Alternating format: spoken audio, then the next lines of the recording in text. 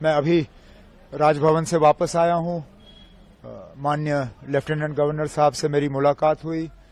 मुलाकात के दौरान मैंने उन्हें नेशनल कॉन्फ्रेंस, कांग्रेस, सीपीएम, आम आदमी पार्टी और जिन इंडिपेंडेंट्स के तरफ से नेशनल कॉन्फ्रेंस को समर्थन की चिट्ठी मिली है, उन्हें उन चिट्ठियों को मैंने लेफ्टिनेंट गवर्नर साहब के हवाले किए और उनसे गुजारिश की कि जल्द से जल्द वो तारीख मुकर्रर करें ताकि यहाँ ओथ लिया जाए और लोगों की चुनी हुई हुकूमत जो है अपना काम संभाले। किस तारीख को sir oath ceremony?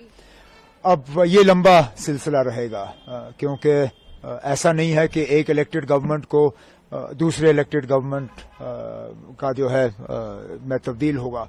Central rule है, यूनियन टेरिटरी है और गवर्नर साहब को एक अपने कागज तैयार करके पहले राष्ट्रपति भवन भेजने हैं।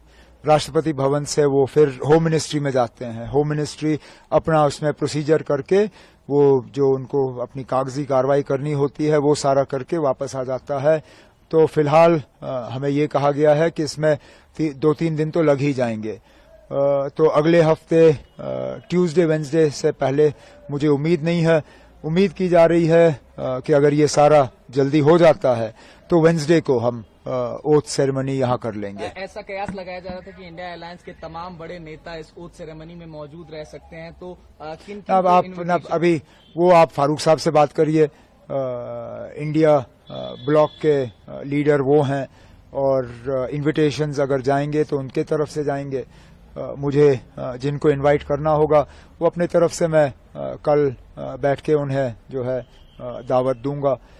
लेकिन फिलहाल तो अब ओथ की तैयारी हो रही है। सर, आज कांग्रेस लीडर्स भी मिलने आए थे, तो क्या कोई डिमांड्स या कुछ नहीं? उन्होंने अब डिस्कशंस तो हमारी रहती हैं, हम मिलके हुकूमत बना रहे हैं। उनका जो है लेटर ऑफ सपोर्ट हमें हासिल हुआ है और उन्होंने आज अपनी बैठक की। उनकी अपनी बैठक में उन्होंने अपने हाईकमांड को इजाजत दी कि वो सीएलपी का जो है फैसला करें, सीएलपी लीडर का फैसला करें। तो हमने जो अपनी अंदरूनी बातें करनी थी वो हमने की। सर, काफी इंडिपेंडेंट कैंडिडेट्स भी अब ज्वाइन इन कर रहे हैं एनसीए ने देखा पिछले कुछ दिनों में, तो क्या स्पेकुलेशन है कि और जो बाकी हैं वो भी ज्वाइन करेंगे, ऐसा कुछ?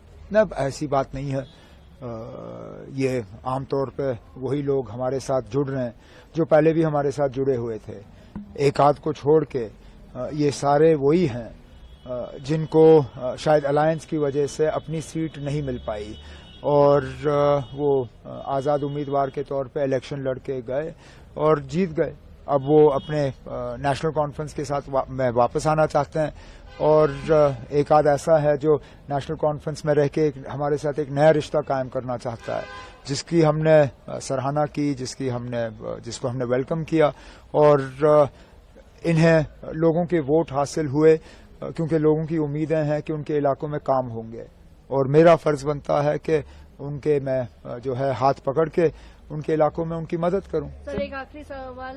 इल्तिजा मुफ्ती जी क्लेम कर रही हैं कि बिज बिहारा में एनसी के वर्कर्स जो है वैंडलिज्म कर रहे हैं, they are attacking their workers. How do मुझे कुछ नहीं कहना इसमें। ये अब अगर किसी तरह का सबूत है तो वो पेश करें। जिनके खिलाफ इल्जाम लगे हैं वो तो उनके खिलाफ अब केस करने के लिए तैयार हैं, डेफेमेशन के।